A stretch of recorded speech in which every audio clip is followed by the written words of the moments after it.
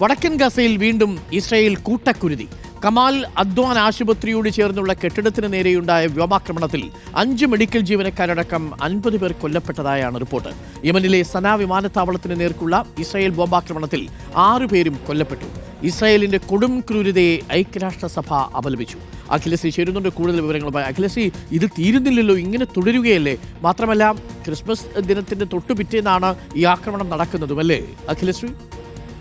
തീർച്ചയായും doctor Arunkumar, 2023 October 7 Israel Gaza യുദ്ധം ആരംഭിച്ചത്.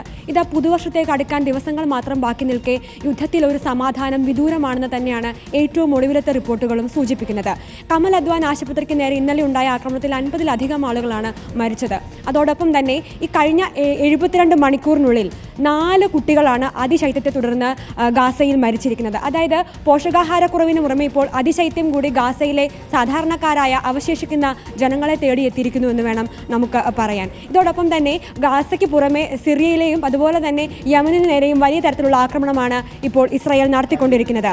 ഇന്നലെ യമനിലെ സന വിമാനത്താവളത്തിന് നേരെയുണ്ടായ ആക്രമണത്തിൽ 2 പേരാണ് കൊല്ലപ്പെട്ടത്. ഇത് ഹൂതി വിമതരാണോ അതോ സാധാരണക്കാരാണോ എന്ന് ഇതുവരെ സ്ഥിരീകരിച്ചിട്ടില്ല. അതോടൊപ്പം നമ്മൾ ഏറെ ശ്രദ്ധിക്കപ്പെടേണ്ട മറ്റൊരു കാര്യം, യമനിലെ സന വിമാനത്താവളത്തിന് നേരെ ഉണ്ടായ ആക്രമണത്തിൽ ഇതേ സമയത്ത് വിമാനത്താവളത്തിൽ WHO തലവൻ ഡോക്ടർ ടെഡ്രോസും ഉണ്ടായിരുന്നു. അദ്ദേഹം അപകടത്തിൽ നിന്ന് തലനാരിഴയ്ക്കാണ് രക്ഷപ്പെട്ടത്. എന്തായാലും അപകടത്തിന് ശേഷം ഉണ്ടായ പ്രതികരണത്തിൽ ഇസ്രായേൽ പ്രധാനമന്ത്രി ബെഞ്ചമിൻ നെതന്യാഹു പറഞ്ഞത്, ഇറാന്റെ നേതൃത്വം നൽകുന്ന അച്ചുതണ്ടിന് തണ്ടൊടിക്കും വരെ ഞങ്ങൾ ആക്രമണം തുടരുമെന്ന സൂചനയാണ് ഇസ്രായേൽ നൽകിയിരിക്കുന്നത്. അതായത് ഇതുവരെ ഈ ഇസ്രായേലും അതുപോലെ തന്നെ ഹമാസും തമ്മിൽ ഒരു വെടിനിർത്തൽ ചർച്ചകളൊക്കെ പുരോഗമിക്കുന്നുണ്ടെങ്കിലും അതൊരു തീരുമാനമാകാതെ തുടരുകയാണ്. ഏറ്റവും ഒടുവിൽ പുതിയ രാജ്യങ്ങൾക്ക് നേരെ ഉണ്ടാകുന്ന ആക്രമണത്തിലും ഇസ്രായേൽ തങ്ങളുടെ ആക്രമണം തുടരുമെന്ന് തന്നെയാണ് വ്യക്തമാക്കുന്നത്. അരുൺകുമാർ, ക്രിസ്മസ് വന്നാൽ എന്താണ്, സമാധാനത്തിന്റെ പാട്ടുമായി കരാൾ സംഘങ്ങൾ വന്നാൽ എന്താണ്? ഇസ്രായേൽ ബോംബിംഗ് തുടരുകയാണ്. ഒരു നാട് മുഴുവൻ ശൈത്യത്തിലും ഒപ്പം ദുരന്തത്തിലുമാവുന്നതിൻ്റെ ചിത്രമാണ് നമ്മൾ കണ്ടത്. ഏറ്റവും ഒടുവിൽ 50 പേരുടെ മരണമാണ് റിപ്പോർട്ട് ചെയ്യുന്നത് ഗസയിൽ നിന്ന്.